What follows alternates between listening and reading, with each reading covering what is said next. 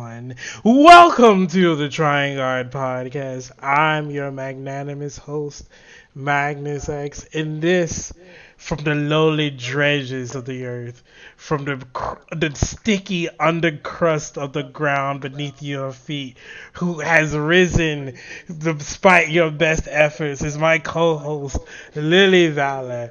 Good morning, Lily Valor. Wow. Rawr. Oh no! Coming Can, coming out of the can we ground. immediately start? I hate Clip it. it. I Clip hated it. all of that. I hated Clip it. I it. haven't heard a girl say "rar" in about 15 years, and it took me to a dark place that I don't want to go back to. Yeah, I took everyone to a dark place just now. You're welcome. Goodness gracious. Anyway, good morning, Lily Valley. How are you on this fine? Actually, it's the afternoon, guys. Let's rap for a bit. I'm sitting down. I'm talking to you. I flipped the chair backwards to let you know that You I'm know, we full. we don't have to Um, do this. Magnus, Papa Magnus made a mistake today. He got real busy. He was doing some stuff, doing some research, managing the podcast, as he does, staying on top of everything as he does. No work, no rest for the wicked. Hard work every day. Grind set, mindset, work like a 10. You know the rules. And Magnus, somehow, in his greatness, he overslept. This sent Lily into an absolute panic. Her whole world turned asunder. Fucking ruined. And it was my fault. And I need to apologize for that. So for Lily, I'm sorry. Hey man, I forgive you. Good. What's the temperature? Temperature is 5.4 for me Jesus today. Christ. I know. We're on like the tippy toes right now. She might actually be happy before the years. Yeah, might not cry for like a day. Aw, No, I'm kidding. I don't cry ever, that's a lie. guys. That's a Come on. blatant lie. That's I don't cry. Come on. I don't cry. I don't whatever. He's so soft, y'all. I wish y'all. Anyway, what's your temperature? My temperature is a. Come Um. on, come on, come on, come on, come on. My temperature is about a solid 3.24. Oh, come on, dude. Uh. Man, you haven't hit above 4 in a week. Um. Um. Yeah. Someday a fan of the show needs to make a quilt of all of our temperatures and like a certain, you know what I mean? Like a certain threshold is like a one color and anyway. Oh, I actually like that. That would be cute. There's one patch with a single one on it for one of us having like the worst time about like the worst Yeah. of our lives. Yeah, for sure. Uh, Maybe after like a year of us doing the temperature thing. If y'all don't really know, we do the temperature thing outside of the podcast. We do it every day. Lily actively threatened me today if I had another low number. I don't know what the Yeah. threat was gonna be. It was just was it was another low number. I swear to God, I don't know what it said. I said we would postpone the podcast. uh, I'm pretty sure. I don't even remember what my own. yeah, you I don't even remember what my own thing threats was. are, Yeah, I throw them out too much. Oh yeah, I said if you give me low numbers today, we have to postpone. yeah. Oh, That was yeah, not that big of a threat. Okay, I'm yeah, harmless. See? yeah. Come on. Making me out to be way Yeah, scarier than I am. yeah. I stick to what I say. Uh, but yeah. So I have been characteristically, Lily. Let's talk about this week because this week's been interesting. So, what did you do this week? What did you do with your I. life? Well, let me tell you. No, I started live streaming this next piece I'm working on. Mm. Not this coffee shop that I'm currently working on that you see, but I started my next personal project, which is a pretty hefty one. But I started live streaming it. under the name The Silent Stippler. There's no talking and no music, it's just pure focus and vibes. But I've been doing that this week and getting a lot of work done, actually. It's kind of nice to have like a dedicated moment to concentrate. Um, kind of makes it, yeah, makes it fun for me, I guess. It definitely, it's like a little sprint, kind of. You like sprint through it until your stamina runs out, and then I go make dinner, and then you put another second session in after. I think I that's haven't done the actually, after one yet, but we're gonna start that on Monday next week. yeah, I think that's actually pretty cool.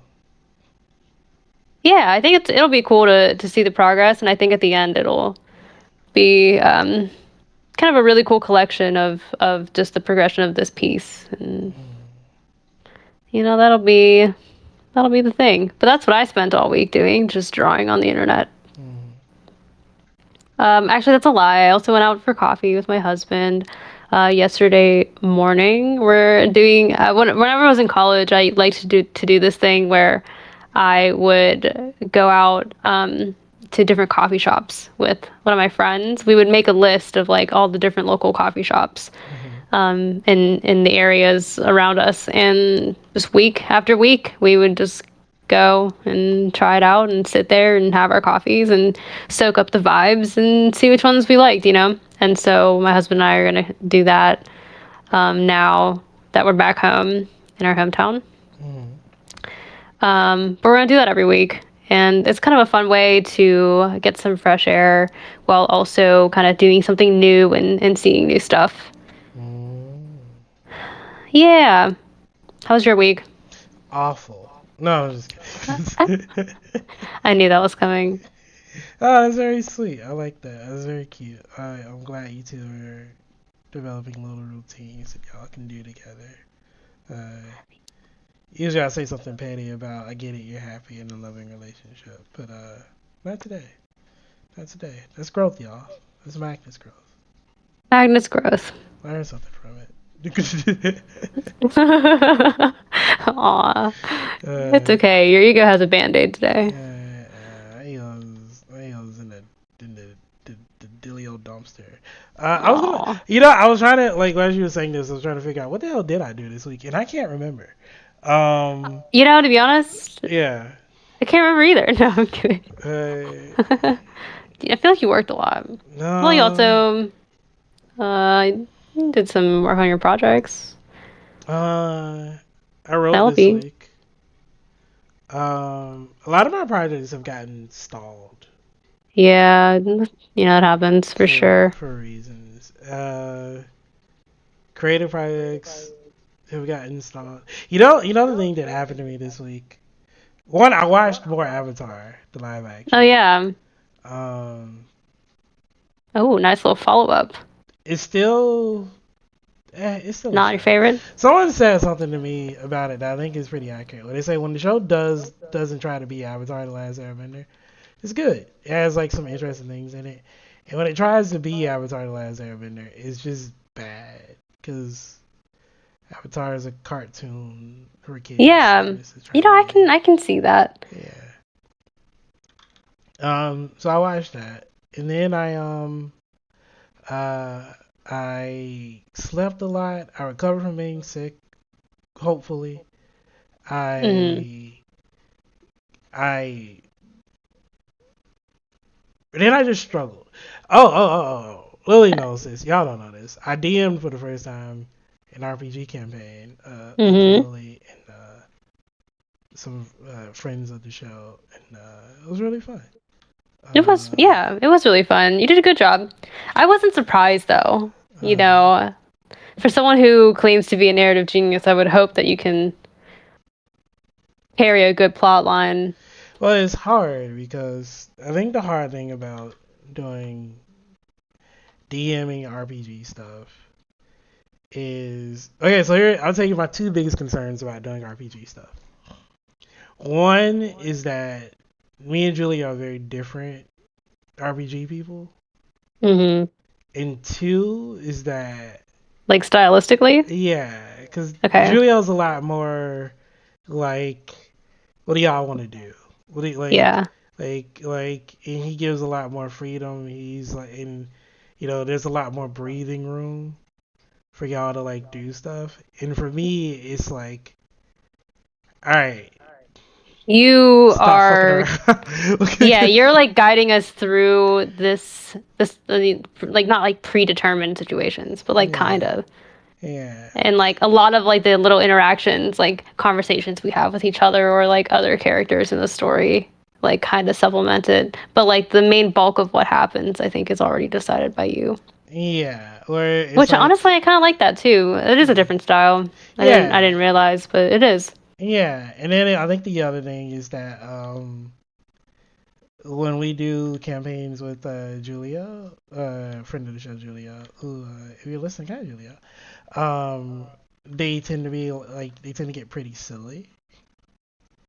Oh yeah, Um, and I wanted to try to be a little bit more dramatic because I think I listen yeah, to a lot more definitely, definitely drama. dramatic I like RPG it. stuff. Yeah, Yeah. So I think for the purpose of like a one or two shotter, I like that a lot. yeah, so I wanted to try to make it like I know it's gonna be funny. You can never,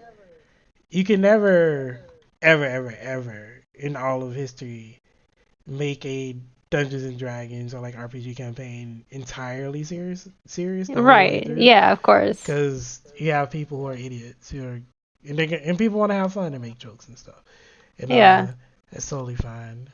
yeah. And I want to encourage that, but I also want it to be like, well, I want y'all to be invested a little bit in the story, because then I feel like it makes it more, to me it makes it more fun if you're invested in the Mhm. story and you're Yeah. not just cracking jokes. So that would be my whole like yeah. I remember when I was like getting into writing, um I used to tell somebody that like, to me, I will never be as successful like when it comes to making narratives unless I can make somebody feel an intended emotion. Yeah. Like like there's no greater failure for me than me trying to make a serious moment and people laugh. Right. Or like me trying to make like or just having, to me I think the biggest failure is just getting no emotional response whatsoever with anything. And then it's like, oh no, this is failed. This is failed horribly.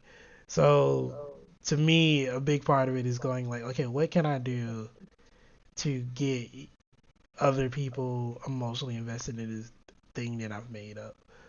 You're Uh, right. yeah, and that's so I was like, I Yeah. hope I can get that going with Honestly, I think you yeah, are really good at it. I appreciate it. Like, on it, yeah, you should do it more often if you have the opportunity. It seemed like you did. You enjoy it? Like, did you find it like it was hard, obviously, because it was like one your first time, and also it's just hard to like really work on the fly like that. Mm. But like, what did you Uh, think? I enjoyed it. I thought it was fun. I think before we started, I think we were doing something like funny, and I was like before I think when we started, like when I started like describing the world, and I was like, I'm fucked. It's ruined from the. Oh, I was I mean, it takes. like, I would imagine it takes a second. yeah, because I was just like, there's no way this is gonna, like, all right.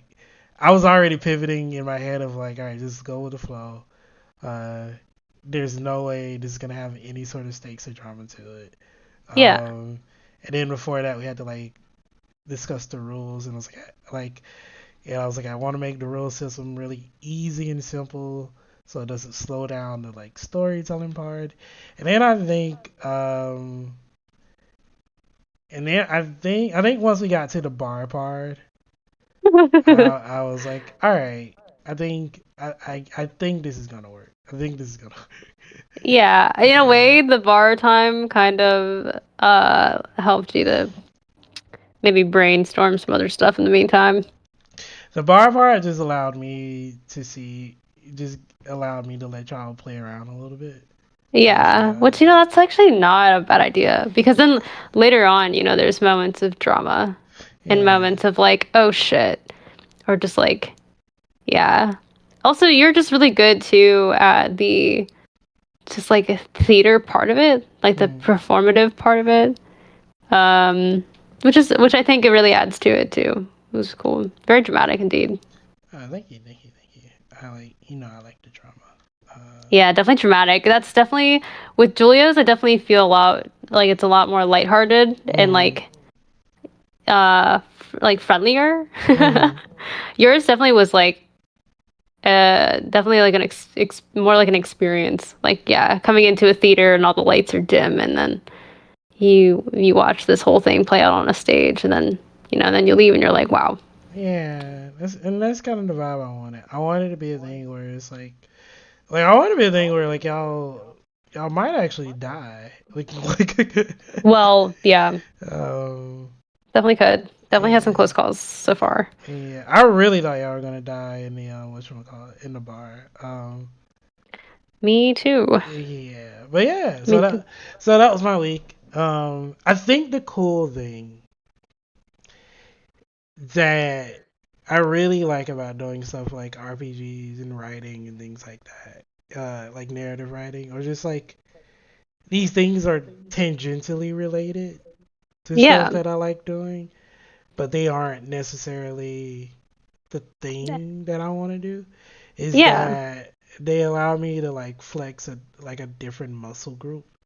Um, but also I think there's a lot less stakes. Like RPG stuff is one of those things where it's like, oh, this is really fun, but there's no stakes. I'm not gonna try to be a professional dungeon master or right. anything like that. But I can still like reap the benefits of doing it, and I also get to like interact with other people, and Yeah, it's a different thing that I can enjoy without it being like, well, pressure. yeah, like, well, how does this factor into your 5 year plan Yeah, of being but a it creative still it person? fuels your creativity. Yeah, Like it still exactly. adds gas to the tank, Hmm. and I think that's important. Exactly. Exactly. Yeah, I think for me, like even with the whole coffee shop thing, I think it's similar. Where like a lot of these coffee shops like are run by locals, and it's people in the community. Mm. Um, and usually each coffee shop has its own kind of aesthetic, right? Or like vibe to it, like a certain clientele, Mm. certain demographic, and you can feel all of those things when you go to them, and like Mm. when you sit there for a little bit and like drink your coffee, and like each coffee is going to taste different. You might like some places better than others. Like, there's a lot to experience, and I Mm. think all of that, it's like coffee is an art too in its own way. Um, and so it's for me a way to feel like I'm part of the creative community or just like in a community at all. Mm. But also, coffee shops usually have art in there. It's like you can just really absorb different, like vastly different atmospheres. Mm. Um, and that can be inspiring. Yeah. I think it's just really important to experience things away from the desk to kind of supplement your ideas. Also, it's like, how would you know what stories to tell or what to draw if you've never seen or heard other variations and other takes and other like, you know, like some of the best art that I like is just like ones that you really recognize what, like it's not a new concept, but someone just had a different take on it that you've never seen before, and for some Mm. reason it just like sticks out to you. It's like not that it's brand fucking new. It's just that it's different. It has a little bit of a, twist or like a different kind of taste to it. And I find that to be really interesting. I do too. I do too. This reminds me of a quote. I've told Lily this quote a million times. It's one of my favorite quotes. It's from a video game. It's from one of my favorite video game franchises. And uh, the quote is, to master the sword, you have to step outside its shadow. And it's so anime. Um, it's so anime, but I love it because I love that it represents the fact that And for context, shout out to people who anybody who actually recognizes this quote. But for context, uh, the character who says this quote, she is like super strong, tall, like swords girl that has like this big ass sword that like is the full length of her body, and she's in like this military high school, and everybody and like they have to join like extracurricular like club activities, and she chooses swimming as her like extracurricular activity, and you are the main character. You walk up there and you go like, "There's a motherfucker, there's a sword club right there. I don't understand why you aren't in the sword club." And she was like, "Well, yeah, but I do sword stuff all the time." Um, and she said, and then she says that quote, Hmm. and the whole point of it is that like there's only so much I can learn about like sword stuff by like holding a sword, and there's a lot I can gain by having life experience outside of it that I can then like incorporate Right. into the sword thing. And the character whole progression is that like by joining the swimming club, she interacts with more people. She does it. It's a completely different full body workout. There's all these other things that like wrap around it where it's like it's like it's related. It's still a physical activity. It still helps, but at the same time, it's something different. It allows her to like think outside of it. I think it's a really good thing. I remember whenever I have a hard time and I get stuck with a creative thing, I'll do something different. I think this is for everybody. Like a brand new thing, like you've It, never done before. sometimes Hmm. like something that used to help me a lot is like when I used to do writing and like a lot of art stuff. Is that I used to do a lot of like physical like violent stuff.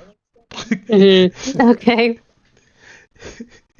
Let me explain. Can you elaborate, please? I don't want to now. Can you Look, clarify? I used to do a lot of like boxing and martial arts and fight people a lot Yeah. in legal grounds. I never just go out and street fight except for like a couple of times, but those are like an Okay, thank agreed you for the upon. clarification. That was like an agreed upon thing. Like it wasn't illegal. There was anything involved, except that one time. But I think we worked it out. But it got me out of my desk. It got me outside.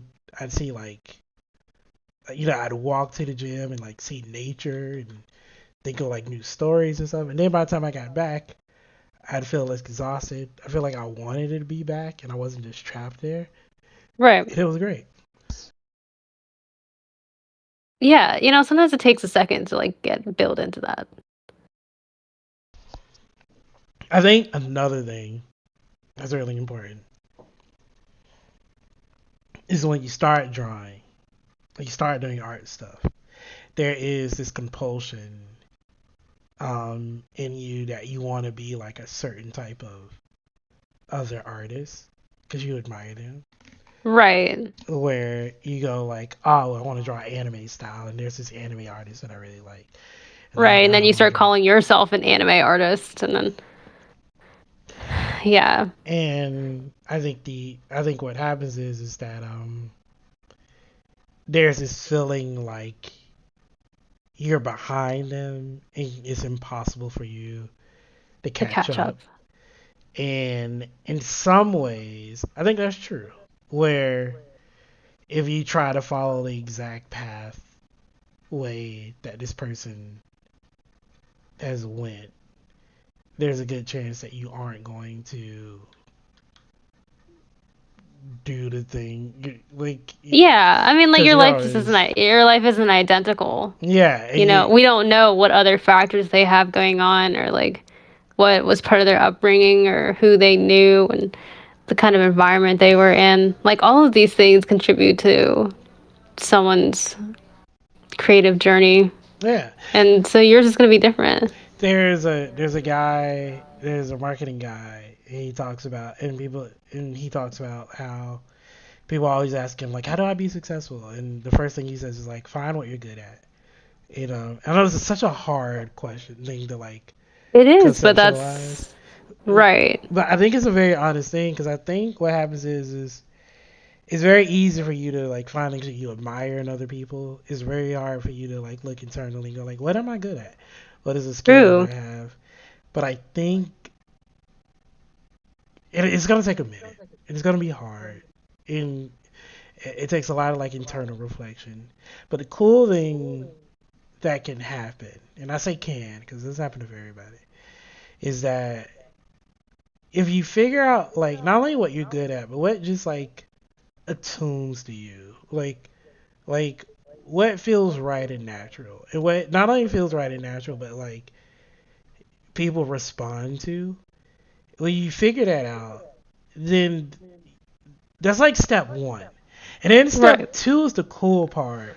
Where Step one you is just collecting data. Yeah, well, because step one is like you figure out what you're good at, and then step two is you like that's your weapon, and then step two is you figure out how the fuck do I use this to do the thing that I want to It do. sounds like a game tutorial. And it kind of is because life's a game and it's hard, but like Yeah. the second part is you figure out how the hell do I use this, and some people get it easy. Some people's like, what are you good at? Oh, I'm good at talking to people. Cool. There's a million ways to make money with that. Yeah, and also maybe someone told them that early on, and then and they acknowledge their affiliation fast. You might be a weirdo. And it'd be like, what are you good at? I'm good at folding clothes. Alright. It's gonna be a little bit tough for you. Let's Hey, actually being good at folding clothes got me somewhere, so I don't know, man. Yeah, she's a That's professional a clothes folder. I mean, no, you work. No, but like, yeah. I But like it does take a sense of self-awareness to be able to know what it is that you're good at. Yeah, it is not whether you're good at folding clothes or good at talking to people. Lily is good at folding clothes. That's not. Lily says. And talking to people. I wouldn't say that, but like. Okay, I wouldn't either. Yeah, don't give that I one wasn't to me, expecting to thanks. back down so quick. Um, but like the thing is that Lily has a whole clothes thing, and that segued her into whatever it is she did with her life. If you want to know the full Lily lore, there's a whole like interview with her about it. Like look it up. Okay. Um, It's on my website, lilyveller.com. LILYVLOUR.com. Thank you. It was actually written by Magnus X, who yeah, is right here. I know it sounds like I'm pimping myself out when I bring that up. But I think it's just really just an easy way to Yeah, there's a lot summarize. of context. Yeah, you and Yeah, but I have if you want to explained. understand more, just read that article and like Yeah, maybe and try to put it together. yeah, Yeah, without me having to actually do any work. right. You already did the work once, and you don't have to do it again now. Once and never again. But Yeah. Anyway. yeah, but but like Lily did that. It took me a long time. I'm still bad at it. I still struggle to figure out what it is I'm actually good at and how to use What? it for Oh. yeah Okay. yeah like and how to actually use it in successful ways. Yeah. Um, I think the other hard thing is that like even if you figure out like okay, I'll say for instance Mhm. when it came to art, um, I had like a very strict idea in mind for art, whereas like I don't really care about being a particularly good artist or like a skilled renderer Mhm. or really Like a good drafts with person. yeah, like the only thing I want to be good at, I want to be good enough at art and animation to tell stories in a way that illustrates the point. If I can get to that minimal requirement, I'll be happy. That was my only requirement for it. And like and I remember my first goal when I was learning to draw was, does it look like the thing? If I draw a house, does it look like a house? If I draw a person, does it look like a person? If I draw somebody sad, happy, whatever, does it look like that? Does it look like they're in a room? Like that's it. This is a bare minimum. If it looks like the thing, I'm good. Mhm. And it was always like, don't forget that you're doing this to supplement your writing. You're not doing this because you want to be an amazing artist illustrator. What happened was, as I was trying to get better at art, a lot of people were like, "Oh, well, if you want to be an amazing artist and illustrator, do X, Y, and Z." And I'd have conversations with them where I'd go, "Hey, that's not really my goal. I really want to do blank." And they go like, "Yeah, okay, cool. Do X, Y, and Z." I heard what you said. I ignored it. Do X, Y, and Z. And I was like, "But I think," and they're like, "No, you idiot. Do X, Y, and Z." And for a long time, they were like, "Well, motherfucker said X, Y, and Z, so let me get on the alphabet." And then it took me many, many years to go like, I shouldn't have been doing X, Y, and Z. I This whole time, this whole time, you should have just done what you enjoyed doing. I should have just been doing my own goddamn thing like I was doing the first time. It threw me Yeah, off. Yeah. not everyone has the best intentions for you. And also, like when people say those kind of things where they're like, you should do this, it's like that's what you think if you were in my shoes, given what you have experienced in your narrow knowledge of what I'm doing. Yeah. And the Most of the whole, time. yeah, and the whole point is, and not to knock anybody, but the whole point is just that a lot of people, um, they don't know your thing. They might think they know your thing, but they don't know what makes you tick. And sometimes I think they do have the best interest at heart. Sometimes they're like, I just want you to be better, but they don't see the path that you see for yourself, and they don't see the Right. end goal that you have. And so what Right. happens is they just think, I want you to be better off. I remember I had a conversation with my sister once where I was in a bad way financially, and I was still like, I'm gonna make this writing thing work. I'm gonna make this writing thing work. Um, I'm still like that to this day. Um, and one day I had an old boss who's awful. But one day that old boss, like, and we had like a whole falling out. I stopped working with him. And one day he called me. He was like, "Hey man, I just want to see how you're doing. I realized I was an asshole. I realized I was a bad boss. Yeah, but talk to me, let me know what's going on, and I thought maybe we could get together and do something." Um, and people, if somebody's abusive towards you, you can forgive them. It doesn't mean you got to work with them again. You can cut the ties and continue living a healthy life. My sister, who was aware that I was in a bad way, she came to me and, with all the seriousness in the world and the sincerity, she was like, "I think you should go back and work with your old boss." And I looked at her and I said, "Absolutely not."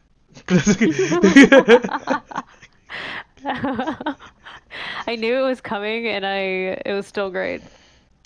um, and I explained all the reasons why.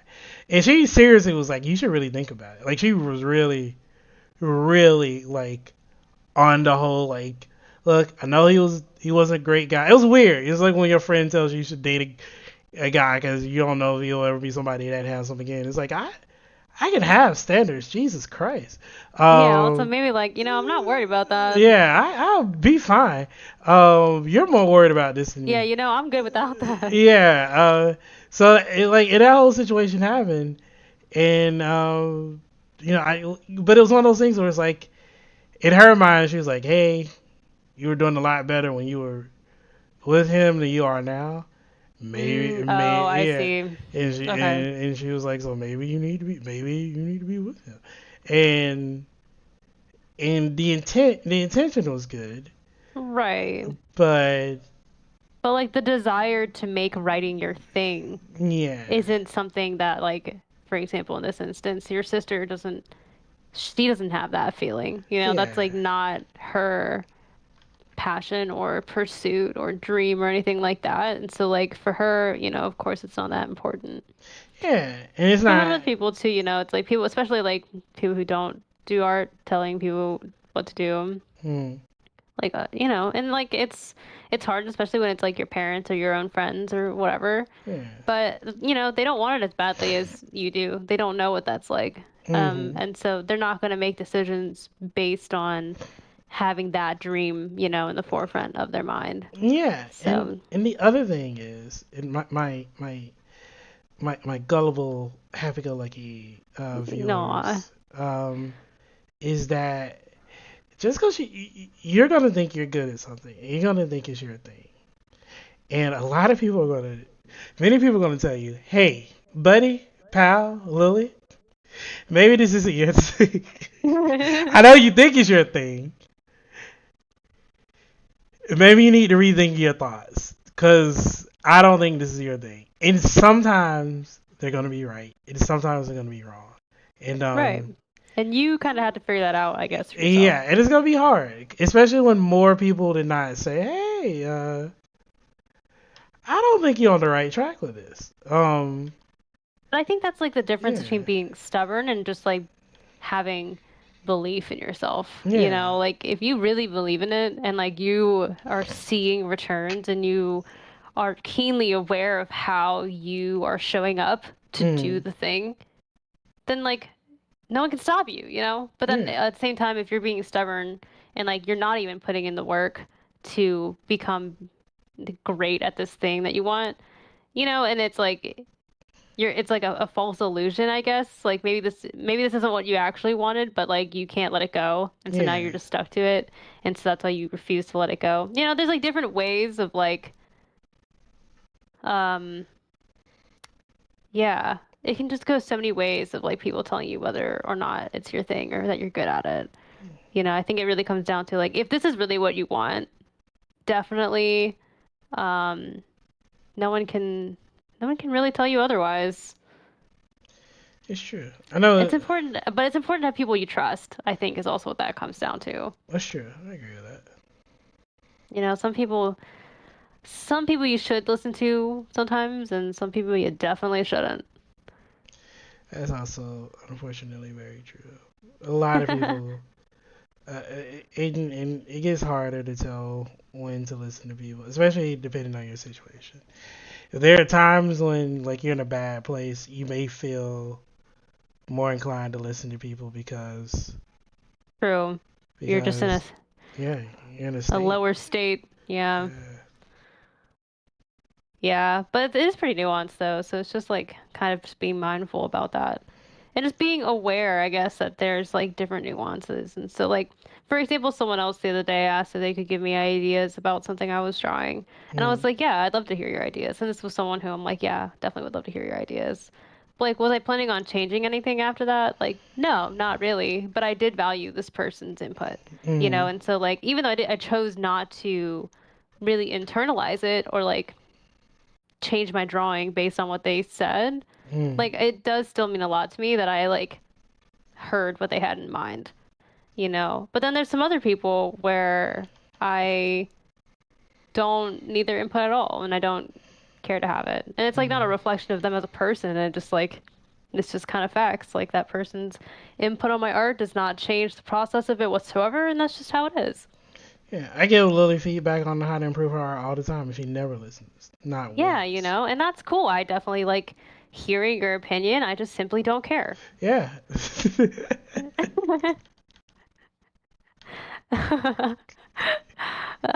Good talk. Good talk. I simply don't care. I feel like that's the definition of just me talking a little.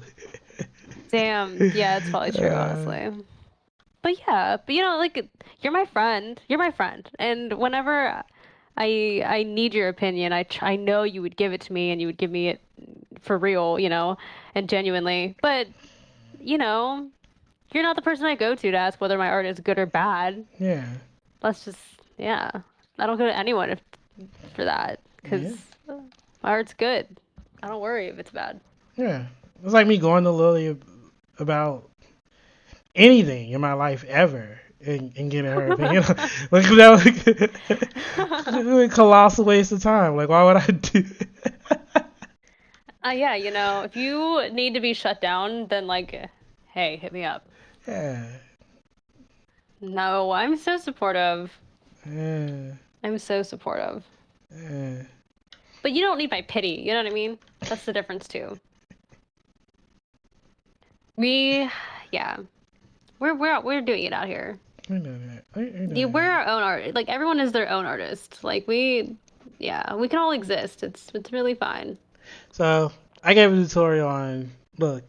You find what you're good at, and then you take that and you figure out how to apply that to the thing that you want to do, and you go from Yeah, there. So I want. So it's easy to say that, of course. but Lily, Yeah. what's something what's something you're good you realize that you're good at, and how did it make you the you that you are youing right now? Okay. I want to keep it within the realm of art so then it continues to make sense. I mean, you don't have to, Yeah, I know, but it makes more sense, so but it's all right. There's just like a lot of things. Once God, you, oh my once you, I God, know, I'm I'm so so good at sorry. so many No, no, things. no. Like once you realize how all of your experiences have like compacted on top of each other like throughout life, you just Hmm. start realizing like patterns and the things that you end up getting involved in and that you feel drawn to doing and like the conversations you feel like having. It all starts piecing together. You just have to pay attention. Um, what was the question? God, you didn't even. Oh, one thing I'm good at. Yes. Okay. One thing I discovered that I'm good at is being patient. And you knew I was going to say that. No, I didn't. Um, I'm still laughing at you. Go, okay. just go ahead. No, continue, please, please, please. Okay, Yeah, yeah. anyway, I discovered that one thing I am good at is being patient in letting things be. I think for a long time in my life, I felt the need to be in control of my situation for a lot of things. I think it was a way of trying to organize chaos where I was just like, if I can have one thing that is in my known control and like isn't just a constant variable, I'll be fine. And so then I started applying that in a lot of ways, which, in that kind of instance, like it made me really good at being organized. And that really worked out for me when it came to like corporate work. Because I could just keep everything in check and stuff like that. And like people management and time management and all this stuff. But I think ultimately, underneath all that, I think was this level of patience that a lot of other people don't have. Um, and I think that came from having to help my parents out a lot as a child. So my parents, as you know, are immigrants from Vietnam, and growing up, they didn't speak English very well. And they also, like, I was born. My brother and I were both born here in America, and so the duality of the cultures was like kind of weird. But at least we like grew up in America and could understand like stuff. Whereas my parents like had or they just needed a lot of assistance sometimes with kind of getting situated and things like that. And that was fine. I didn't mind helping with that. But having to help with that and having to play that role as a young child, I think, helped me to be patient with the process of things. Like everything was step by step.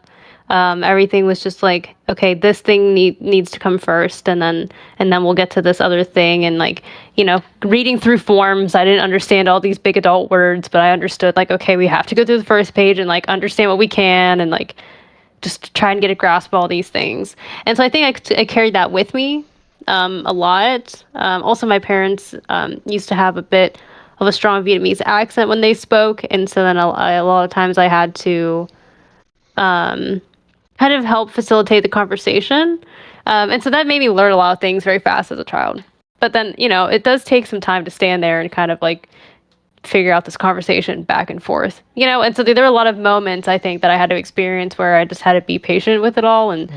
and try and figure it out with composure and stay calm and all this stuff. And so I think that kind of allowed me to build a temperament that then makes art like I make now more enjoyable to do. I again, we talk about it all the time that I don't really know why stippling is my thing, but I have accepted that it's my thing. And I think part of what made me so interested in it is that aspect of just like being patient with it and like being calm, especially in a world where everything's very fast now. We have like a lot of instant gratification. Everything arrives like the next day when you order it. And I think people kind of have lost this like art of slowing down.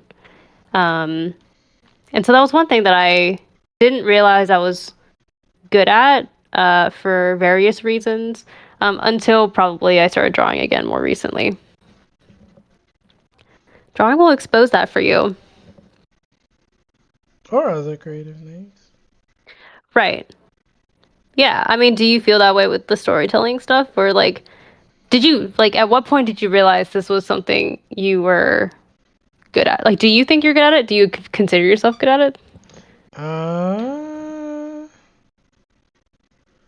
um, yeah, but it's weird. Um, I'm weird. Uh, I consider myself good at it in the idea that how can I say this? There is a type of ego Okay. Why isn't this? Okay, good. that I think you can develop that is so ignorant to the outside world Mm-hmm. that it no longer matters what other people think, and Mm-hmm. you are just fully aware that you are Comfortable where you are. and you are good at what you do. Mm-hmm. Now, I want to add to this that there are many, many, many people who also have the same ego. Mm-hmm. And they are awful at the things that they do. I run a literary magazine. I co-run a literary magazine with a friend. I read a lot of writing from a lot of people. Most of them are incredibly confident that they are amazing writers. Most of them are not. Most of them are awful. Um, and when I mean awful, I do mean absolutely terrible. Oh no. Um, Now, I will add that writing's hard, art is hard, and it takes incredible resistance and dedication to finish anything. That does not mean you're good. It just means that you're willing to do it. Again, that's like step one. I have reached a point where um, I have been bad at this a very long time. Okay, can I try and summarize this into one sentence? Yeah. There's levels to this shit. Kinda, yeah, it is. There is. I think I think that's just a I think that's we just have to accept that. Yeah, I want to summarize my to Lily's summary by making it longer. um, I want to just say that like for a long time, um, I really thought I was absolutely terrible at writing, and I wrote for people, and I made money off of it, and I had people constantly telling me I was a good writer, and I was like, y'all are wrong, I'm awful. Um, and I'd have like writing things with my friends where they go like, "Hey, you're good. I enjoyed this." I'd literally watch somebody read something I wrote, and they'd laugh and enjoy it and get all of the emotional intentions that I have behind it, and I'd still go, "God, I'm terrible at this." And then at some point, I became so old and crotchety and tired of other people's opinions, and I had done it so long. I looked through my computer and I saw hundreds upon hundreds of Word documents and files. Literally hundreds, Lily. And I was like, this is too much. For this is too much for anybody's opinion to matter anymore. There's so much here. There's so much on the internet. There's so much in Google Drives and Docs. I have lost more work than like I can remember. There are jobs that I've done and there's writing that I don't even remember anymore. And like not at all. For companies that still Your exist. car has so many miles on it that you can't possibly call it new. Yeah, I can't. And so I feel that I have earned the right to blatantly call myself a good writer, whether I am one or not, just because I've been here so long. And I know people go, you do it. Yeah, fuck you. It doesn't matter what You know what? This is a lesson. This is a lesson right here. You know, sometimes you just gotta say fuck them and just do it. Do your thing. Do the thing you like doing. Do the thing you know you like doing that you feel that you're good at. And if you really feel like you're good at it, you're gonna want to keep getting better. Yeah. You know, and like you're gonna want to supplement that part of yourself. And then you aren't gonna look at other people and feel some kind of way. Now I want to add to that. Okay. That it's great for you to be strong and resilient and go, no matter what you say, I'm gonna be good at this. You have to, though, my ignorant friends. You have to also be willing to look at your stuff and go, this needs to be better. You cannot be one of those things without the other. You have to be your own worst critic, and you have to force yourself to grow while also being your own biggest fan. Yeah. The way I look at it is that, like, I often don't take a lot of feedback from people. I also don't show people stuff until it's done. And that is because I know, because nothing frustrates me more than somebody going, oh, you should do this. And I was like, motherfucker, the process isn't done. You don't even know that's on the docket. By the way, it was on the docket because I know how to do this because I'm good at this. But you don't know that because you're not in my head. And I allowed you to see me mid-process. And that was the fuck up on my part because you couldn't handle mid-process me because you don't understand the greatness is already in there. Like, you don't understand how this works. It's like taking somebody to a factory for potato chips and they see a bunch of potatoes and go, you should make chips out of this. It's like, motherfucker, we're in the factory. You That is such a great analogy. That is so good. That is so good. That's literally, yeah.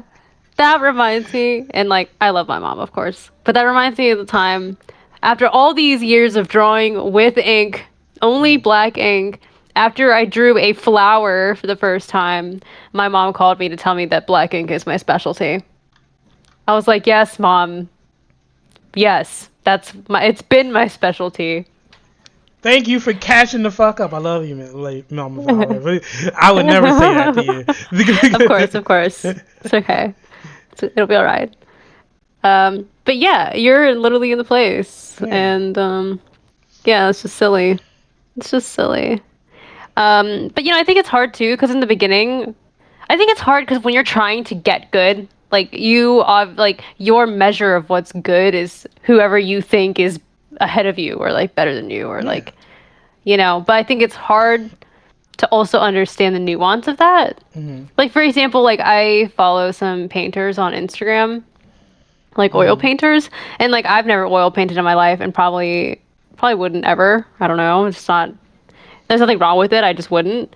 Not my thing, you know, but like I look at other people's paintings and I'm like, yeah, you're better than I am at one, painting, and two, you know, portraits or whatever it may be, or, you know, and like color theory and lighting and all this stuff. Like technically they're better than me in their field, obviously, you know, but like we're not in competition. Like I'm not trying to paint, and even if I was, they're painting what they like to paint, and what they're good at painting and what I'm potentially good at painting might be something else. Yeah. It's just like, but it's easy to look at someone else who's better than you, whether they are in your style or field or not, Mm. and feel like, oh, they're better than me, and then try and figure out how they got there to their point. And I think there is validity in like understanding someone's story and background and kind of seeing the path that they took to get to where they are. But like it should just be I use that as just like gaining experience in a way. Because it's like, let's say someone goes through something in their life and then they're Mm. like, hey, this is how I got through it. And I'm like, wow, that's, pretty neat. And that's like a very creative way of attacking that problem. And Mm-hmm. then maybe it'll kind of manifest for me in a way that is similar, not exactly, but similar. I can remember kind of like what this person did or just the principle of what they did. And Mm. I could maybe apply that to my own journey. That is how you can look at other people and kind of take from their experience without directly feeling like you have to walk on that actual same path. Yeah. It's like just supplementing yourself with ideas and experiences and thoughts and stuff that maybe isn't necessarily actually physically sitting down at your desk. Like, I think there's a healthy way to consume art without feeling inferior or mediocre or anything like that. I think there's something that a lot of people who say you want to get better at art do this, and a lot of people talk about like stilling art, not like actual stilling, but like stilling the techniques of artists that you admire. And Mm-hmm. I think like I I love the idea that being a creative person, whether it's in art or writing or like music or what have you, like you are. There's this thing called, okay, I'm going to get full um, Japanophile weeb for a It's all second. good. We're here for it. So I'm sorry to anybody It's else okay. listening. Yeah, it's part of the aesthetic. So No, don't be sorry. there's a thing called Shibuya. It's on brand. Sorry. Go ahead. There's a thing called the Shibuya, which is where a swordsman would leave their school and leave their home and go on a personal journey to hone their craft. And the whole point is you hone your craft without the protection of your home or your school. You're out on your own and you learn from the world. There's also a I think a medieval version is called the Knights Errant. But basically, the whole point is that you are going on a journey where you take what you've learned from home and you then go out and you learn other things from the world and then you apply those things and it shapes you as like a swordsman or a Mm-hmm. martial artist. When you decide to become an artist or a writer or a musician or a creative person whatsoever, you already have some sort of history of life and experience that you had that in some way, shape, or form is going to impact what you do and make. And that's like your base. That is like who you are. Like Lily Valor is an art person, and like yeah, she does stippling. A bunch of people do stippling, but like all of the things that Lily does, like when she started stippling was, or just when she started making stuff, is just fundamentally Lily. Mm-hmm. And then when you go, I want to be X, and you go down the path of I want to learn how to do this better, you start to look at other people, and there's this overwhelming like wealth of information in front of you. Yeah, there's a lot. The cool thing though is that you can be your own like character and pick and choose the techniques that you want to take from other people. And there are so many people, like so many techniques overlap, where so many artists use the same technique. You can also use that, or you can use like seldom. You can use seldom used techniques. You can use techniques that everybody uses. You can use different art styles. You can emphasize ink or color. You can emphasize anatomy or like caricature. You can do whatever you want. Like I think Yeah. Any combination. a lot of people forget the fact that you can do whatever the fuck you want. There are no actual rules to this. It really isn't. One time I told my friend who I constantly tout as a better writer than me, and the thing that broke me, because we were talking about different books and different stories and different storytelling techniques, and the thing that broke me is that like after all the books and stuff we'd read and talked about and stuff, and all the storytelling techniques we talked about, I told her there are no rules to this, is there? You can do whatever you want, and she goes, yeah. And I was like, well, what the fuck am I like? Why am I listening to other people?